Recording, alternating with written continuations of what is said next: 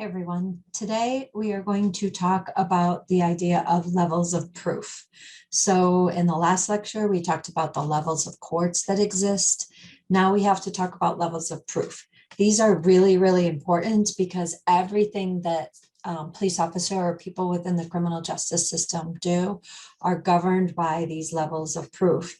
So you have to have a really strong understanding of what these levels of proof are so that you will understand the procedures that we're going to talk about for the rest of the class.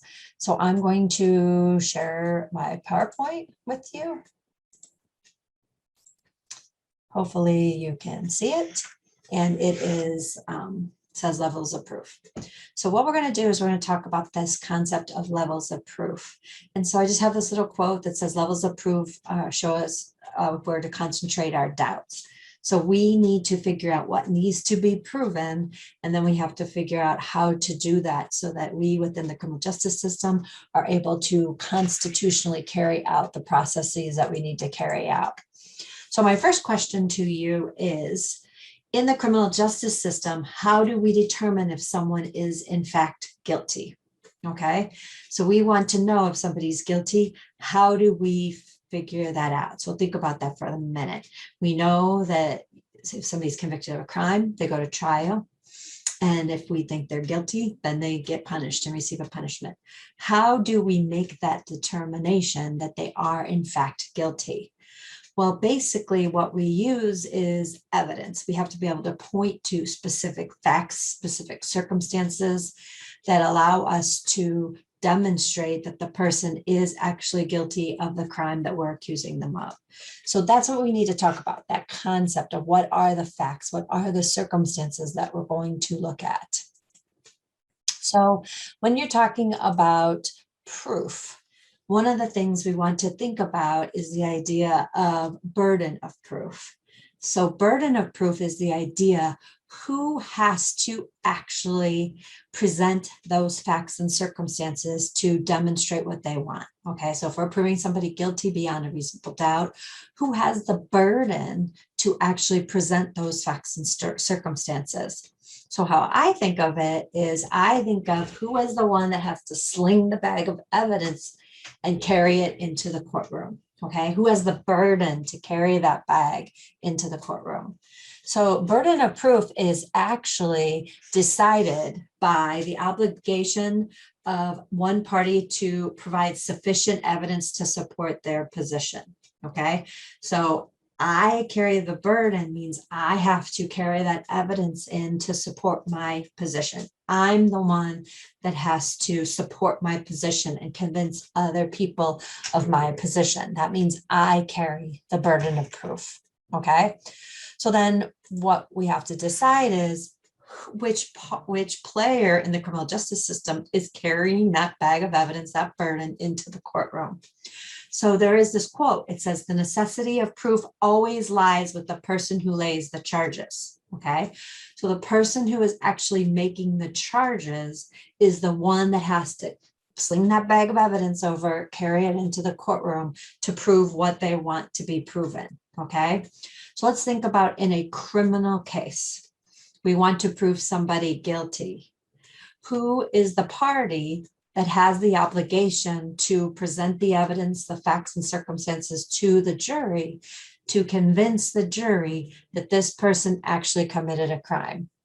And in our system, the person that has that obligation is the state, the prosecutor. Okay, so the prosecutor is the main attorney in a criminal case for the state. They represent the state. They're prosecuting people for crimes they commit. Since they are pressing the charges and trying to hold this person responsible for their actions, their crimes, the prosecutor is the one that then has the burden of proof. They're the ones laying the charges. So our prosecutor, our state, is the one that carries the burden of proof in criminal cases. Okay, so how does the prosecutor meet this burden of proof? They have to carry that bag in, and what's in the bag to carry that burden is evidence. So whenever a prosecutor is trying to prove something to a jury, the prosecutor can't just say what they think happened. You have to present the jury with evidence. You have to present to the judge evidence. You have to support what you're saying with actual evidence, which is generally facts and circumstances that we know about the case. So we need that sort of evidence, okay? So now look at this example. A son wants to collect the money from his father's estate. The father has been missing for 7 years. There is a law that says a person has been missing for over 7 years. The state can declare them dead, okay? So we have a father that's been missing.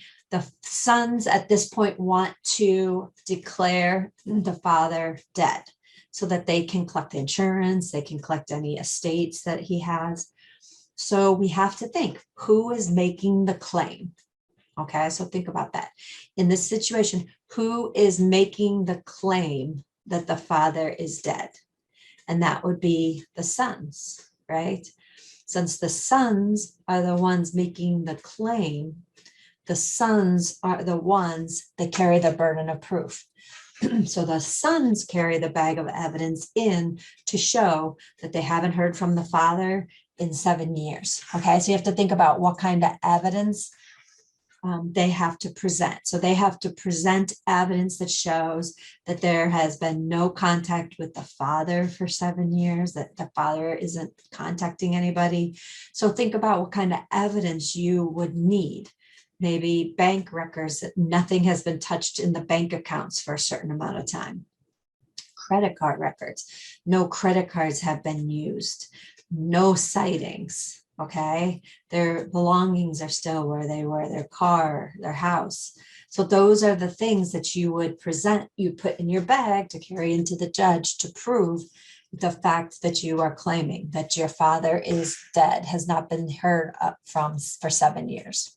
Okay, well, that's how the sons would prove it, carrying that bag of evidence. Now, that is the person that's proving the charges. Now think about an affirmative defense. An affirmative defense is when the defendant is claiming that they cannot be found guilty because they have a valid reason or excuse for the crime or whatever that was committed. Okay, so affirmative defense is a reason why the defendant cannot be punished for their actions. So the prosecutor is claiming that the defendant committed a crime. The defendant says, nope, I cannot be responsible for that crime. I have an alibi. I was at the baseball game. Okay. The defendant is making the claim now. The defendant is raising the alibi. So in those cases, who carries the bag of evidence to prove that claim? Since it's an affirmative defense, it's the defendant now that carries the burden of proof, because the defendant has to prove that affirmative defense. Okay, so that burden of proof shifts to the other party. It shifts to the defendant because the defendant is now making a claim. Okay. Now, this is the biggie. This is really what we're going to be focusing on, levels of proof. When you're in the criminal justice system, there are 5 main criminal or levels of proof that you need to be aware of. So mere suspicion, reasonable suspicion, probable cause, preponderance of evidence, beyond a reasonable doubt. These are the 5 main levels of proof that exist within the criminal justice system. So let's talk about what each of them are, because these are the levels we're going to use over and over and over and over throughout the rest of the semester. So the first one I'm going to talk about is mere suspicion. Mere suspicion is just a hunch. Okay, so if we're looking at a spectrum of levels of proof, 0 to 100, mere suspicion is really low, less than 10%. Mere suspicion is a hunch. This would be you're walking down a street at night and you see somebody walking towards you. The hair on the back of your neck stands up. You're a little nervous because somebody's walking towards you. You don't have anything to point to. The person didn't do anything, didn't say anything, nothing. You're just suspicious. That's mere suspicion. If a police officer only has mere suspicion, they cannot do anything legally. Okay, they can't force people to do anything legally. Mere suspicion is not enough for police to act. The next level that I'm going to talk about is preponderance of evidence. And I skipped 2 in the middle, and I'm going to come back to them and you'll see why in a minute, because they're closely related. The next one is preponderance of evidence. Preponderance of evidence is the idea that you have tipped the scale slightly in your favor.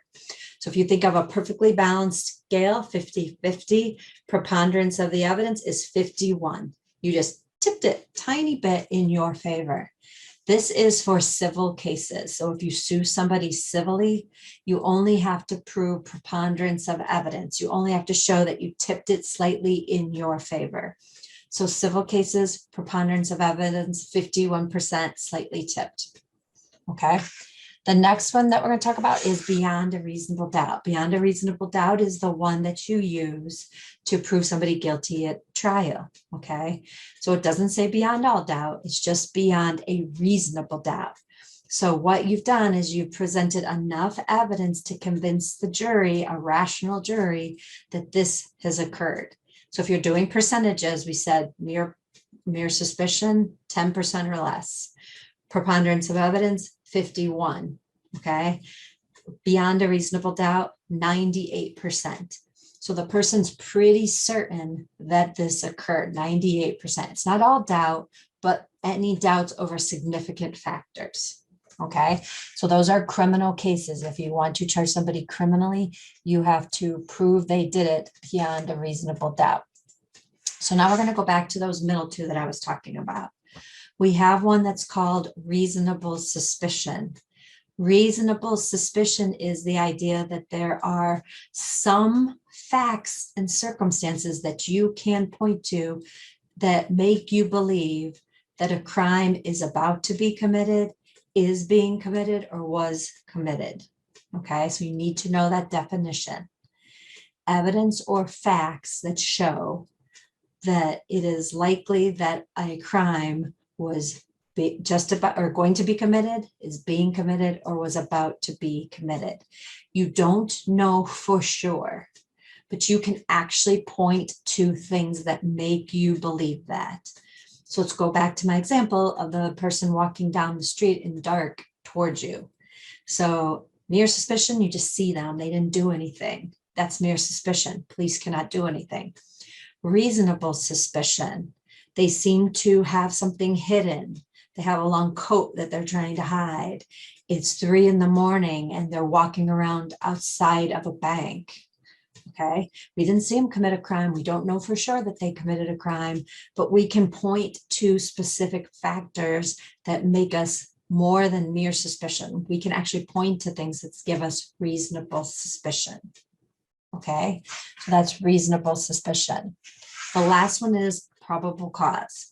Probable cause is more than what we just had. So we could point to a bank late at night, hiding something in a coat. If I want to prove probable cause, I need more. For probable cause, I have to be able to point to a specific person and say, that's the person. And I have to be able to say, that's the crime. So I have to have enough facts and circumstances to say person and crime. Okay. So with my bank robber, I thought he was doing it, but I couldn't say for sure. So I have to have more. Maybe he's standing at the door with a crowbar. Now I may have probable cause, right? Because now I know there is a person and I know the crime. So probable cause is person and crime. You have to have both. You have to be able to identify both. It's more. So when you're thinking about our line, mere suspicion, 10%, preponderance of evidence, 51%, beyond a reasonable doubt, 98%. Probable cause is considered around 30%. Okay, now they don't really use these percentages, but if you're trying to figure it out, it's around 30. So around 30%. Reasonable suspicion is anywhere between the 10% mere suspicion and the 30% probable cause. So reasonable suspicion kind of falls in that range. Okay, it's not as certain as probable cause. Okay, so real quick, these are just the definitions. Make sure that you know these definitions. You need to know them for the rest of the year. So make sure you're really comfortable with these these definitions. Okay, now how do we prove these things? Remember, we have the burden of proof. How do we prove these things? We do it by presenting evidence. And what is that evidence? It can be direct evidence, fingerprints, video cameras, people, eyewitnesses. That's how you do it. It can also be proved with what we call hearsay evidence, other people telling you things. So I'm a police officer and somebody tells me something that they saw, that is hearsay, but I can use that as my evidence to prove that somebody committed a crime. Okay. And what you're doing is you're actually piling your evidence up. So if you think of our line 0 to 100, think of it this way. Okay. So 10% mere suspicion, 30% probable cause, in between reasonable suspicion, preponderance of evidence, beyond a reasonable doubt. Think of all the facts and circumstances that we know about something, okay? So we know it's late at night. We know that the person's wearing a dark coat. We know they're outside of a bank. We know they have a crowbar. So if you start to pile those facts on top of each other, do they raise to the level of proof, the 30% that we need for probable cause, or between the 10 and 30% that we need for reasonable suspicion? So we have to think about all the facts and circumstances we know to get up to our proper level of proof, okay? So I have an example here. So what I want you to do is read it and think about what could you use to satisfy probable cause, okay? What are the facts and circumstances that you would use to prove probable cause? So what I would do is I would stop the video for a second. I would actually think about it, maybe list out what are the facts and circumstances that I have that would be probable cause, and then decide if I pile those all on top of each other, does it get to that 30%? So stop the video, try to list out those items for a minute, and then you can start the video again in a minute, okay? The key word for the levels of proof lecture is reasonable suspicion. So make sure you write that down and send it in for attendance for this lecture. Reasonable suspicion. Hi, everyone. So we are back, and I want to know what your list said. So just as a reminder, this was your scenario. So hopefully you read your scenario and you made out your list of the facts and circumstances that you would use to support your proper level of proof. So hopefully you did that. So when we look back at the scenario, we can see the certain factors that we could list for your police officer for our burden of proof. So the first thing that we do is start at the top of the scenario. So what are some of the facts that we know? Well, we know it was 11:45 p.m. So that's one factor we can consider. What else do we know? We know it's in a high crime neighborhood. We're allowed to consider that. That's a fact of evidence that we know. We know that the police knew the person as a known drug addict.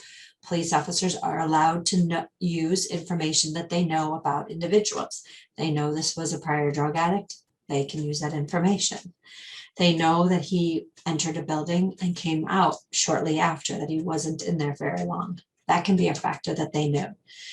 They know that he huddled together with somebody else right after he came out. You know, when they were in the huddle, they were like using their hands to do something. We don't know what they were using their hands to do, but we know they were using their hands to do something. We know that when the police approached, they all walked away. So those are all the things we know. And then the last thing we know is that we know that police have training that when they see this behavior, it is the behavior of a typical drug dealer. Okay, we're allowed to know things based on our prior training that we've received. So if we list all of those facts up our level, we have to decide, where do we fall on the level of proof? Do we get past 10? Do we have more than just a hunch? Yes, because we can point to specific factors that we see and observe. So we have more than a hunch. Do we have reasonable suspicion? Can we point to specific things that make us believe that a crime is about to be, is, or was committed? Yes, we have some factors that point to some of those things. Last question. Do we have enough to get to probable cause? Can we point to a specific person and actually list the specific crime that they committed? So we could look in the penal law and we could find the exact section of a law that this person committed. Not sure we're there, okay? What crime was committed? We know they're suspicious. We know that it's probably something with drugs, but we can't point yet to a specific crime. So in this case, we probably do not have probable cause. Now, that doesn't mean we can't do anything, because depending on the level of proof that we have will affect what we can do. So if you have just mere suspicion, you can't legally do anything.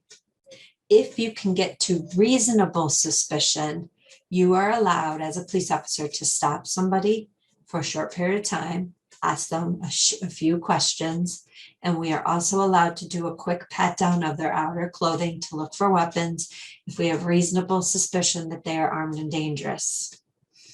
If we have probable cause, we're allowed to arrest them, and we're allowed to do a full search and seizure of the evidence, okay? Now, since we said we cannot get to probable cause in this situation, we're only at reasonable suspicion. So what can a police officer do? They could walk up to them. They could stop them. Even if they're walking away, you could stop them. You could ask them some questions. What are they doing? Why are they out? If they act nervous, like they're hiding a weapon, we're allowed to frisk them. And what we're doing is we're stopping and freezing the situation to try to figure out, can we get more factors to pile up to get to probable cause and arrest? Or can we not get anything more? And now, since we already stopped, questioned, and frisked, we're done, we have to let them go. Okay, so this is how procedural law is going to work. And this is what we're going to talk about throughout the semester. So you have to understand these levels of proof to know what you are legally allowed to do as a police officer. Okay, so the next part of the PowerPoint you can do on your own. I'm not going to sit here and talk about it, but I'm going to give you little scenarios, and there's 2 things you should do for every scenario. So you should identify what level of proof was necessary for that action legally, and what actual level of proof existed. Okay, so let's do the first one together, and then you can click through the rest and figure them out yourself. Well, the first scenario is a man walks down the street with his hands in his pockets, and an officer stops to ask some questions. Okay, so what is the police procedure the officers did? They did a stop. Okay, so what level of proof did we say you needed for a stop? You need reasonable suspicion. Okay, so that is what we need. Now, do they have reasonable suspicion? So what do we know? We know they're walking down the street. We know their hands are in their pockets. Is that enough to get up to reasonable suspicion? Specific facts that we can point to that show that a person is about to be, is, or did commit a crime. Okay, so we're at a stop, so we want reasonable suspicion. When we assess what we know, just a man walking down the street with his hands in his pockets, we do not have reasonable suspicion. We only have mere suspicion. So by the officer stopping this person and asking them questions, they can be violating this person's constitutional rights. Okay, so you can click through the rest of these and figure out what you think. And you may want to stop the video. So the first one is Jan is swerving from lane to lane and crosses a solid yellow line, so they pull over her vehicle. So again, you have to ask yourself, what's the police action? A pullover. Okay, a pullover is a stop. What level do we need for stop? And does that level exist? Okay, so you can click the answers and find out what the answers are for each of these. Okay, I'll let you just do that in the PowerPoint itself in the lecture. Okay, so the last thing I want to do is I want to show you what else is on the PowerPoint, just so when you're looking through it, you can see what it is. So the next section of the PowerPoint talks about burdens of proof in New York. So hopefully all of you purchased the penal law. So it's the criminal procedure law, penal law, criminal procedure law. So now we want to know what New York says about these levels of proof. Okay, so everybody get their book. Now remember the penal law, sometimes they screw them up, but for the most part, the penal law is in the front, the criminal procedure law is in the back. So make sure in this class, you're always looking in the back, okay? So what I did is I posted a couple problems. You can see, look up what reasonable cause is in New York. What is its definition? Which level of proof does that closely associate with that we learned in class? Okay, so New York uses the term reasonable cause. It's mixing two up. It's mixing probable cause and reasonable suspicion.